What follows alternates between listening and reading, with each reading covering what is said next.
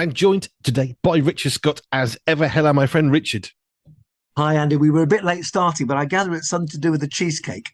Do you know, Joe, do you know when people say it was life changing for food? I just think, nah, come on. Joe handmade from scratch with some of the family a classic vanilla cheesecake. So it was a biscuit base and all the stuff. I, it was very good. It was life changing. It was Marvelous. really good. One day, I'm going to tuck in. But yeah, just listening to you sounds great, and yeah, that's a very good reason for being late on the radio. I think so because I forgot, but it's fine. We're here. It's all good. So, let's start with this. I've got a question for you. Now, this came in from me during Family Focus a little while ago with Jojo, and we were chatting about I don't know how we got onto the subject. We were talking about vaccines and COVID and flu and all these different things, measles, lots of stuff like that. And then I was asking on the radio, hence the question to you, because we said, we don't know. What does a flu jab actually do? So what does it do? So it takes their best guess at the antigens, which, if you like, the disease-making characteristics of the likely flu virus that's about to hit us, and turn it into a form that the body recognizes and will produce antibodies against, which is why you get a mild form of the disease, a mild form of flu, whilst hopefully, not always, but hopefully preventing the major flu. The big issue with flu, and which is why I'll be honest, I've always not had it, is that whilst it's good at preventing the main man, if you like, there's lots of flu-like viruses out there. And honestly, I could tell you the number of patients that have come to me over the years. Oh, I had the flu virus, I had the flu jab, and I've had flu. So yes, but it's because you've only been, they've only vaccinated against one type. And what would be great in the future is if the flu vaccines, the annual vaccines, could vaccinate against loads of different types, thus preventing all flu illnesses. I mean, that would be the holy grail, really. So, because this is where I got very, very confused, because the COVID jab, when that came out, everyone says, well, that's it, we're going to stop COVID. But of course, it didn't. It was never going to stop the spread, and it wasn't going to stop everyone getting COVID. What it could do is help some people by reducing some of the symptoms, kind of maybe is how I was understanding it. Is that sort of accurate, or is that me completely getting it wrong? And is the flu jab similar? Number one, it's amazing you say that, because I'm going to be talking about Dr. Francis Collins, who was involved in the COVID vaccine. That's my subject for tonight, which you didn't even know. Secondly, yeah, COVID is an example of a flu-like virus. Unfortunately, didn't just give us mild flu symptoms. It was a killer in many situations, and particularly for susceptible people. Not all of whom knew they were susceptible. Some obviously did if they got chronically bad chests or kidneys, hearts, but others just out of the blue.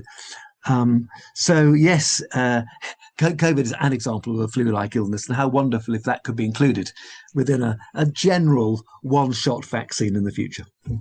Now, I've got a bit of a virus at the moment. It's been around for 2-3 weeks. As these things seem to be these days, it kind of rises and falls and comes back and eventually go away, and that's fine. So I very much understand it's not that bad. I have a little bit of weakness. I don't have a cough. It's just I think this is a virus. There's no cold symptoms. And so many people say, oh, you've got the flu. No. I know this isn't the flu. I've had the flu a few times. This is not the flu. A flu-like illness. Yes. And it really, what distinguishes it are the aches and the weakness. Whereas, in fact, usually with these flu-like illnesses, you don't get much of a snotty nose, bit of a cough, but nothing remarkable, because the main effects are wiping you out and aching. So it has a slightly different pattern from the normal coughs and colds and sniffles that we get. Yep. No, I've definitely had flu. I can recognize a flu. This is not even on the same planet of flu. Flu, you think you're going to die. You're not, but you think you are. Very true. Right. So I've managed to stumble across what you're going to talk about, which is always good fun. So tell us more. Yeah. So, I mean, often we speak about medical issues. That's why I guess I'm on the program, and a topic sort of enters my orbit. Either I find it on the TV or on newspapers, or maybe someone like yourself suggests it, or a listener says, oh, tell me about, mum's baby brain. What's happening? I'm thinking, oh, I don't know enough about that. So somehow a topic comes my way. But this time, it's not so much a topic as a person that's come my way. And it's Francis Collins, who is a very famous US doctor.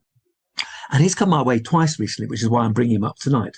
Firstly, Heather and I are running an Alpha course in our house for staff. I mean, they were ex-staff in the sense that we both now retired, but we'd done one years ago for staff, and we thought we'd do another one because the staff have changed. So we're doing a small Alpha course in our house, and on one of the early Alpha tapes, Francis Collins is interviewed talking about his faith. And then there I was reading Premier Christianity magazine this month, and Francis Collins has come up. And I'm thinking that's a coincidence, or is it? This is a great man. He's also very humble, I might say. It comes across as a really nice guy, despite being an absolute brainbox, because he is one of the greatest scientists of his generation. He was director of the Human Genome Research Institute in the US, responsible for correctly sequencing the 3 billion letters of our DNA. Very good. That opened the door for treating rare genetic conditions, for example, cystic fibrosis. One of the ladies in our Alpha group last night, her son died aged 18 from cystic fibrosis. This is a relatively common serious disease. But Collins has also been at the forefront of the fight against COVID-19, producing the vaccine to combat the worst pandemic in a century. So he's a Christian, he's a great scientist, he comes across as a lovely bloke. And my thoughts were, what can we learn from the life of this great man who's now 75? So he's 10 years senior to me. What can we learn from him? So here's a few learning points, which I'll pass across to you, and then we can dissect them. Number one is really how he became a Christian believer. Great story. I'd heard this before, but I'm going to repeat it to you. So he was a young doctor, and he was doing a clerking. Now, a clerking is when you get details from a patient, you talk to a patient, listen, ask them questions. That's called clerking. And he was clerking this old lady with end-stage heart failure. And at the end, she told him how her faith helped her at this time of crisis. And then she turned to him and she said, "And what do you believe, doctor?" And he was stunned. He was a clever man, but he didn't know. So he got hold of a Bible and read it, and he realized the words were true, that Jesus actually existed. He died for our sins and rose again. And Francis Collins was converted. So the lesson for us, number one, is he became a Christian by checking out the truth. Let's do the same. Maybe we've made assumptions about faith in the past. Maybe people listening aren't sure. Well, check out the truth like Collins did. And we're going to return to that one later. And the second thing linked to this is perhaps those of us who are Christians should have the courage to say to others, including our doctors, what do you believe, doctor, electrician, vicar, dentist, radio DJ? What do you believe? This is what I believe. What do you believe? And because in doing so, she challenged Collins, and Collins then becomes like the many great scientists throughout the ages, all of them, Mendel, Faraday, Kelvin, etc., joining all these great scientists who see no conflict between science and faith. And Collins has actually stated, if you investigate the truth through science, it should lead you closer to God. So that's what I got from Alpha. But the magazine article taught me more about this eminent scientist. During COVID, he was working more than 100 hours a week. Now, I've done that briefly as a young doc, and it's a killer. But I was having to have work at a low level, take blood, not think too much, just follow instructions. He is trying to save the world. He's working more than 100 hours a week. But it's what kept him going, he said, was his faith. After a short night's sleep, he would get up, and the first thing he would do, rather than just doze, was pray and read scripture. He said, to get himself grounded in what is really true and what we're called to do as children of God. Now, the reason I mention this is, we can all slip as Christians. We know the importance of quiet times, but they can get put off, can't they? We're too busy. There's other stuff going on. Maybe we have too much cheesecake. Who knows? Stuff can get in the way. But if this man, with literally the world on his shoulders, could prioritize God's word and prayer, so should we. And he said it kept him sane at times. At a point in time, by the way, when he's receiving much criticism, hate mail, threats, even sadly from evangelical Christians, because the vaccine, as we know, was created lightning fast. How good was the science? Well, he says the science proved to be clear. When they first undid the double-blind test of 30,000 adults, half receiving the vaccine, the other half, if you like, a dummy shot, a placebo, when the blinding was removed, the results showed that the vaccine was 95% effective in preventing severe disease, not 100, but 95, but 100% effective against death. It's very interesting. The hard work paid off. This was at a time, of course, when the morgues were full. They had to bring in refrigeration trucks to handle all the dead bodies. Sadly, he said, and this is very important for us as Christians, 50 million Americans declined the vaccine, and an estimated 234,000 excess deaths from disease resulted.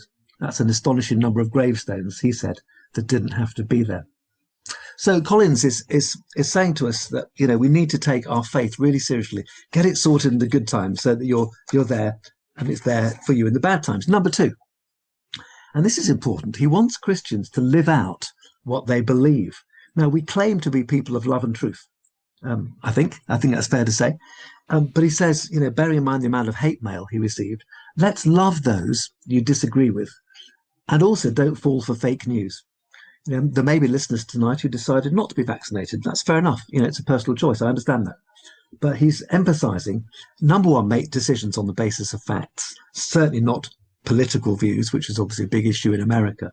But also listen to others well, disagree where necessary well, be pleasant in a world where people are becoming more tribal. You know, we think of the reaction to Charlie Kirk's murder. Anyway, if you like more of this stuff, Collins is well worth a read, and he's produced a new book called The Road to Wisdom. So a quick plug for Collins' new book, The Road to Wisdom.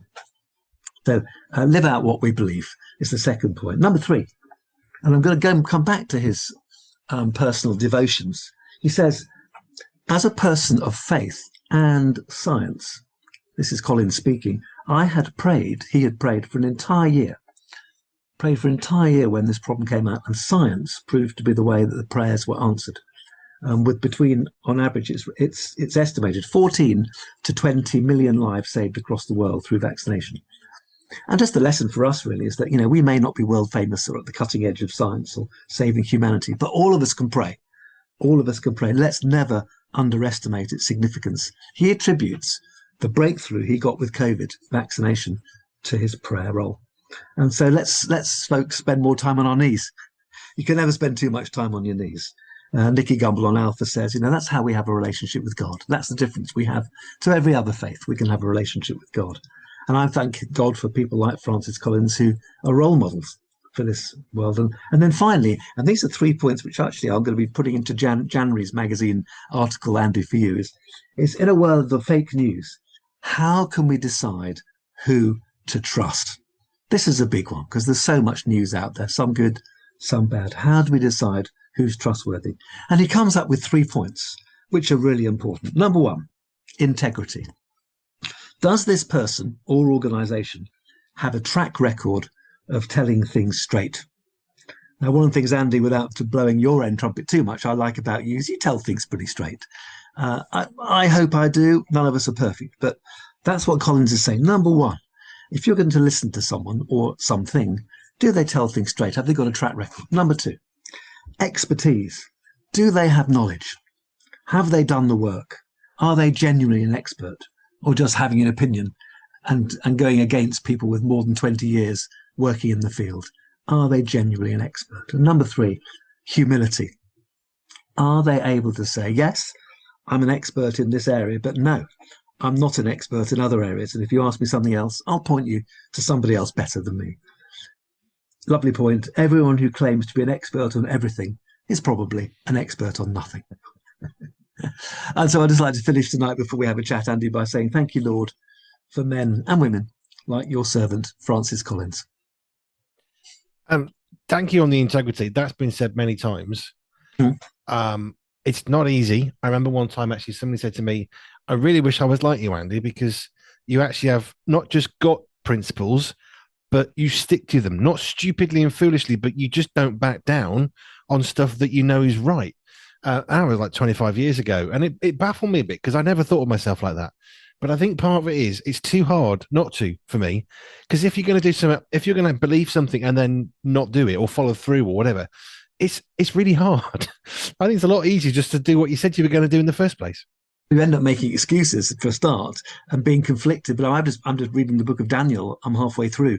You know, Daniel, Shadrach, Meshach, and Abednego. Boy, do they stick to their principles, and boy, did God reward them. And boy, was it tough. They were they were in danger of losing their heads on several occasions, Yeah. but they stuck to their principles. They absolute examples of integrity. Yeah, very much. So thank you for that. I've heard that a few times, and I do try.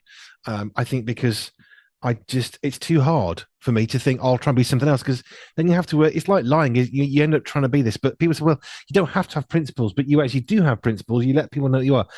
Here's one I've liked. I like this a lot.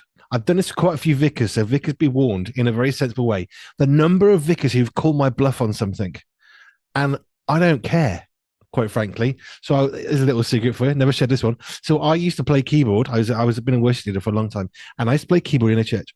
And the vicar said, "You need to stop taking your keyboard up this disabled lift because you keep blocking people, and the people in wheelchairs can't come down." And I said, "Well, that's not true, as you know, because my children stand at the top of the bottom. We can see each other. We ensure that no one's there. Well, if you do it again, you will never play in this church again." I said, "That's fine." So I walked away and didn't play there again, because I'm not being accused of being a liar. And it was true. But he was, "Well, what are you doing? Where have you gone?" I said, "Well, you've just said it's got to be this or that, and I can't do one of those. So see ya." And I didn't, it wasn't, I wasn't joking. I never went back, because I won't have my bluff called. Do you know what? If I'm going to say something, I mean it. It's not a threat. I'm going to mean it. And I guess that's what integrity is. It's saying what you want to say, and actually having the being able to say, yes, I'm going to do that regardless of the consequences. Because I tell you what, now having integrity is painful. Very painful. Of course, it's much easier not to have it. Although it's only superficially easier, because as you say, down the road, you're sitting on the fence, you're wondering, your head is all over the place.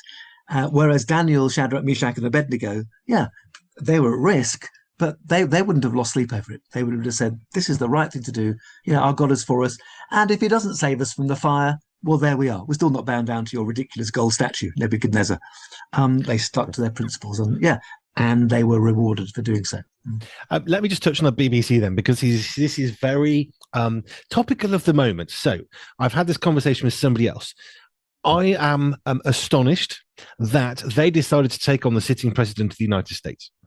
That in itself, forget anything else you might think or know, is very much, as Sir Humphrey was saying in Yes Minister, that is extremely courageous, because this isn't just a guy with an opinion. This is the sitting president of the United States, who cannot, as a role, appear to be weak. On top of which, you've got Donald Trump, who is quite happy to make a point of what he thinks. So that is just as it is. But here's the thing: I've been thinking and mulling this through, and what you've been saying is interesting, because the BBC, they're not experts. They are just people with an opinion who share what they think people want to hear. That's pretty much what journalism is, one way or another. You've got deeper in journalism, and of course, it's Panorama, which is often seen as like the pinnacle of the best of the journalism. And they've lied. They've falsified something quite evidently. But here's the thing. People will trust the BBC because it's a British Broadcasting Corporation. Why? It's like trusting your bank. Banks are businesses, people. Don't trust them. They're a business. They want to make money out of you. Facebook wants to make money out of you. The BBC wants their advertising. They may not have advert breaks, but you see that celebrity? Here's my latest book. That's called an advert. They're advertising just like everybody else. And it's been fascinating to watch people who are so shocked that the BBC have done this. And I'm just thinking, well, it's nothing to do with the BBC. It's because they're people and they have opinions. Sure, absolutely. And it's an opportunity for them to change. Let's see if they do. Yeah, but it makes me think about who we trust and how we trust. I'm looking forward to your January article. I'm not even got to December yet, but it is important to think how do we make a decision about something. I'll be honest and candid. I have not had the flu jab. I had it once. I was more ill than I've ever been in my entire life, and I decided I'm never doing that again. I've never been that ill with the most severe versions of flu. The flu jab, I was out for like 2 weeks. I was utterly out of life. Do you know what? Never, ever again, which is the reason I'm never going to have that again, because my experience was dreadful. I know for some people it's very good. It's very simple. That's great. Follow the advice of your GP. However, for me personally, I have never been so ill in 50 years as when I had a flu jab, which I was advised to take because I had been an asthmatic at some point, therefore slightly at risk. You do then make a decision based on what you know. This is not medical advice for me. This is, what? I have discovered that jab for me, not good. You and the jab don't get on. No, we are mortal enemies and probably always will be. Not saying it's good or bad. I just know for me, it wasn't good. But we have to make decisions on what we know. And I'll tell you what swung it, and this is about integrity. It was a nurse at a GP surgery who'd been a theatre nurse, so in operating theatres, and she really, really threatened me and scared me into how much I had to have this thing. I had it, and I thought, well, I'm never going to trust a nurse again because you just lied. Oh, there'll be no side effects. Oh. She can certainly give advice, say, overall, it's worthwhile doing. But there are people who have severe side effects, and obviously she's not sitting as a GP seeing the people who've had serious side effects. I don't like it when people give poor advice, especially if they're medical or nursing. It's upsetting. Yeah, it is, because we need to trust people, and that's really important. And I think that's one of a set of situations where I don't trust nurses as much as I used to. I'm much more comfortable with all I would say, don't tar everyone with the same brush. But I trust doctors far more than I trust nurses. And I used to have lots of trust, but these things do affect us. And it's very hard when you've had that to then think, oh, okay, I'll just go the other way again. And it's, I don't have bitterness. I'm forgiving that woman for what she said, but I still struggle. Yeah, no, fair enough. Also, I think it's very important to listen to people when they're speaking out of their expertise, which was Collins' second point. Yeah. And you can have expertise in one area, but not in another area. Stick to your area if you're of expertise. I think that's what he's saying. Here's the other one. So I went to see my GP one time years ago, and he said, please lie down, don't move. I'm calling an ambulance. You need to go to hospital now. I was having quite a serious episode of atrial fibrillation.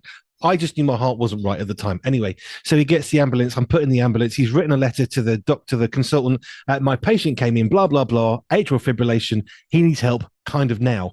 So they blue lighted me to hospital. The paramedic said, he's always wrong. GPs haven't got a clue what they're talking about. And I'm thinking, no, seriously, I think he knows more than you. One, he's in his 50s. He's been doing this quite a while. You're about 28. Two, GP. At least 7 years medical practice. I know you're good at your job, but no, got to hospital, and whatever this thing was that she decided I had, the first consultant said, yep, atrial fibrillation, let's treat for that. And it is so important that we don't say stuff that we don't know. No, absolutely. So wisdom and thinking before we open our mouth. Very important. I was going to go to that next. The ability to be silent is it is an art, because it takes a lot to be silent. It takes an awful lot not to say anything when you want to say anything. If you know you don't know, it takes a lot, but it is an art form. Yeah, absolutely. Yeah, though we're touching on big things here. No, but we are, and I don't mind talking about my life experience, because you know what? It's part of life, and it's part of who I am. Proverbs advises silence, and because silence is good. Fools that are silent can be thought wise, because silence is a gift. It comes back to the fruit of the spirit. It always comes back to the fruit, one way or another, the fruit of the spirit.